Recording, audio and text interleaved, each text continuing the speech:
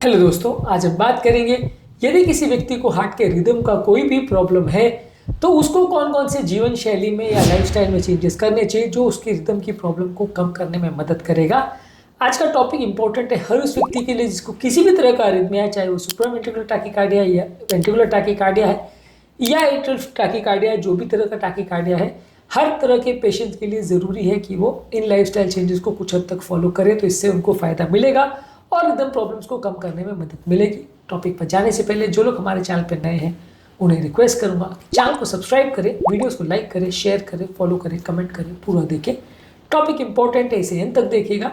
चलिए शुरू करते हैं इंपॉर्टेंट वीडियो। सबसे आपके लिए ज़रूरी है कि कोई भी स्टिमुलेंट ड्रग्स यानी जो भी चीज़ों से आपके बॉडी के हार्ट में एक्टिविटी बढ़ती है, रिदम प्रॉब्लम्स बढ़ते हैं, उसको अवॉइड करिए। चाय, कॉफ़ी, एनर्जी ड्रिंक्स या चॉकलेट्स जिसमें कैफीन होता है, कई दवाइयों में भी कैफीन होता है, ये आपके ब्रेन को एक्टिवेट कर सकते हैं। तो कोशिश करिए कि ब्रेन को एक्टिवेट करने वाले या हार्ट को एक्टिवेट करने वाली दवाइयों को ज़्यादा मत लीजिए। अगर बॉडी के स्ट्रेस हार्मोन्स बढ़ते हैं तो रिदम प्रॉब्लम्स को बढ़ा सकते हैं। ये सारी चीज़ों को आप अवॉइड करेंगे तो रिदम प्रॉब्लम्स या किसी भी तरह का अरिथमिया होने का चांस कम होगा। इसके अलावा निकोटीन जो भी चीज़ों में है, चाहे खाद्य पदार्थ या पेय पदार्थ या अगर आप स्मोकिंग कर रहे हैं, तंबाकू ले रहे हैं, जो भी चीज़ में निकोटीन है वो बॉडी के डेंजरस अरिथमियास को एक्टिवेट कर सकता है, रिदम प्रॉब्लम्स बढ़ा सकता है, उसको पूरी तरह से अवॉइड करिए। कई रिक्रिएशनल ड्रग्स या नशे की चीज़ें जो है जैसे कोकेन और एम्फेटामिन, इसको भी लोग लेते हैं। ये सारी इलीगल और बैंड चीज़ें भी आपके हार्ट के रिदम प्रॉब्लम्स को बढ़ा सकते हैं, को भी आप अवॉइड करेंगे तो अच्छा है। इसके अलावा यदि आप अल्कोहल भी ले रहे हैं तो इसको भी अवॉइड करिए। थोड़ी मात्रा में अल्कोहल लेने से प्रॉब्लम नहीं होती, लेकिन अगर बहुत ज़्यादा मात्रा में अल्कोहल लेते हैं, खासकर अगर किसी व्यक्ति को हैबिचुएशन नहीं हो, वो सडन बहुत ज़्यादा मात्रा में अल्कोहल ले लेता है, तो इसे हॉलीडे हार्ट सिंड्रोम बोलते हैं, जिसके बारे में हमने एक सेपरेट वीडियो किया है। ये आपको सडन एट्रियल फिब्रिलेशन में भेज सकता है, जिसकी वजह से आपको रिदम प्रॉब्लम हो सकती है और बहुत सारे तरह के अरिथमियाज या रिदम प्रॉब्लम्स को एक्टिवेट कर सकता है। इसलिए कोशिश करिए कि अल्कोहल को पूरी तरह से बंद करें। नहीं भी पूरी तरह बंद कर सकते तो जितना कम रखें उतना अच्छा। इसके अलावा फिजिकल एक्टिविटी को रेगुलर बेस पे प्रॉपर्ली मैनेज करिए। बहुत ज़्यादा हेवी फिजिकल एक्सर्शन मत करिए। हेवी इंटेंसिटी एक्सरसाइजेज या कॉम्पिटिटिव स्पोर्ट्स आपके रिदम प्रॉब्लम्स को बढ़ा सकते हैं, इसीलिए बहुत हेवी फिजिकल एक्सर्शन मत करिए। एडवेंचर स्पोर्ट्स भी कई बार इस तरह के आपके प्रॉब्लम्स को बढ़ा सकते हैं, तो उसको भी आप अवॉइड करें तो अच्छा है।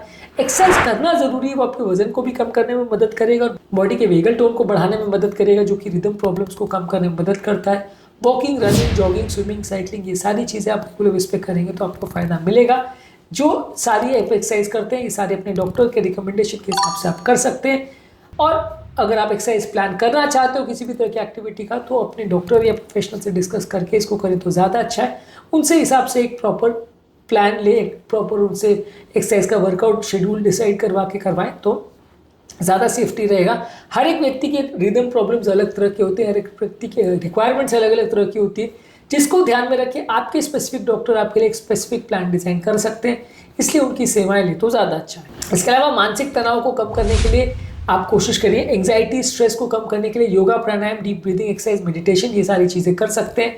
ये सारी चीज़ें आपके मेंटल स्ट्रेस को कम करेगी, स्ट्रेस हार्मोन्स को कम करेगी। जितना ज़्यादा तनाव होगा उतना आपको अरिथमिया या रिदम इश्यूज ज़्यादा होंगे, इसलिए प्रॉपर आप ध्यान रखिए मेडिटेशन वगैरह करने का, इससे भी आपको प्रॉब्लम्स कम होगी।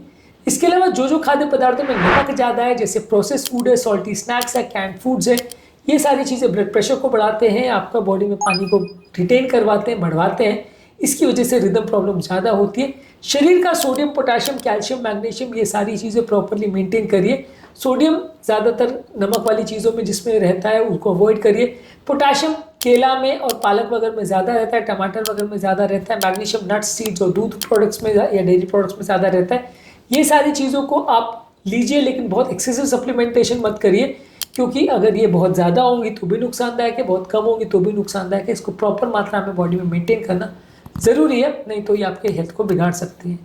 इसके अलावा डिहाइड्रेशन को अवॉइड करिए। यदि किसी व्यक्ति को डिहाइड्रेशन होता है तो उसको रिदम प्रॉब्लम्स होने का चांस ज़्यादा है। गर्म टाइम पे या जब वातावरण में बहुत ज़्यादा गर्मी है उस समय होने वाला डिहाइड्रेशन आपको रिदम प्रॉब्लम ज़्यादा दे सकता है, तो इसलिए आप इसको अवॉइड करिए। फिजिकल एक्टिविटी करने के बाद भी पानी ज़्यादा पीजिए, बॉडी को डिहाइड्रेट होने मत दीजिए, नहीं तो रिदम प्रॉब्लम ज़्यादा होंगी। इसके अलावा एनवायरमेंटल फैक्टर्स जैसे बहुत ज़्यादा गर्मी, बहुत ज़्यादा ठंडी, बहुत ज़्यादा वातावरण में चेंज, ऑल्टीट्यूड में चेंज, यानी ग्राउंड लेवल से सदी पहाड़ पर चले गए या वैसा कुछ किया तो इससे भी रिदम प्रॉब्लम्स ट्रिगर हो सकती है, बॉडी का मेटाबॉलिज्म डिस्टर्ब हो सकता है। इससे रिदम प्रॉब्लम्स हो सकती है, तो इसको भी प्रॉपर मैनेज करिए। मार्केट में अवेलेबल कुछ मेडिसिन हैं, खासकर जो खांसी बुखार वगैरह के लिए लेते हैं, कॉफ सिरप्स अगर लेते हैं, इससे रिदम प्रॉब्लम्स ट्रिगर हो सकती है, तो इसको भी अवॉइड करिए। बिना डॉक्टर से पूछे स्पेसिफिक कॉफ सिरप्स या डिकंजेस्टेंट्स का प्रयोग ना करें। इसके अलावा प्रॉपर स्लीप शेड्यूल मेंटेन करिए। 7 से 9 घंटे की अच्छी क्वालिटी की नींद होना जरूरी है। अगर किसी व्यक्ति को प्रॉपर नींद नहीं हो रही है तो उसके रिदम प्रॉब्लम्स बिगड़ सकते हैं, उसकी हेल्थ बिगड़ सकती है, इसलिए 7 से 9 घंटे की अच्छी क्वालिटी की नींद होना जरूरी है। बहुत ज़्यादा मोबाइल और इलेक्ट्रॉनिक डिवाइसेस का प्रयोग मत करिए। बहुत ज़्यादा इलेक्ट्रॉनिक डिवाइसेस का प्रयोग करने से जो ब्लू लाइट का एक्सपोजर होता है वो आपकी स्लीप पैटर्न को कॉम्प्रोमाइज़ कर सकता है और मेंटल स्ट्रेस लेवल्स को बढ़ा सकता है, तो इसको भी अवॉइड करिए, नहीं तो आपके रिदम प्रॉब्लम्स इससे बढ़ सकते हैं। और जब कभी भी आप किसी पहाड़ वगैरह पे जा रहे हो, किसी दूर जगह पे जा रहे हो, किसी स्ट्रेसफुल जॉब पे जा रहे हो, कहीं पे भी आप ऐसा किसी नई चेंज कर रहे हो, तो उससे पहले प्रॉपरली इसको प्लान करिए, क्योंकि सडन जॉब में चेंज करना, सडन कोई डेंजरस टास्क को लेना, कहीं दूर जाना, कहीं ट्रैवल करना, किसी डेंजरस एक्टिविटी को करना, किसी एडवेंचर स्पोर्ट को करना, ये सारी चीज़ें आपके रिदम प्रॉब्लम्स को सडनली बढ़ा सकती है, क्योंकि ये सारी चीज़ों में मेंटल स्ट्रेस होता है जो कि रिदम प्रॉब्लम्स को सडनली बढ़ा सकता है। तो इससे आप बचें और इसको प्रॉपरली मैनेज और मेंटेन करें तो अच्छा है।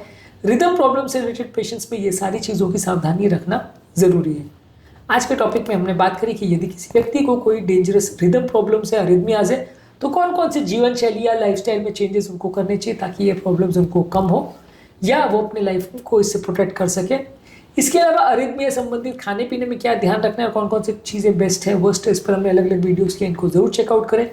उम्मीद करूंगा कि आज के टॉपिक में कुछ नई बातें जानने को मिली होगी। जो लोग हमारे चैनल पर नए हैं उन्हें रिक्वेस्ट करूंगा कि चैनल को सब्सक्राइब करें, वीडियोज़ को लाइक करें, शेयर करें, फॉलो करें, कमेंट करें, पूरा करें।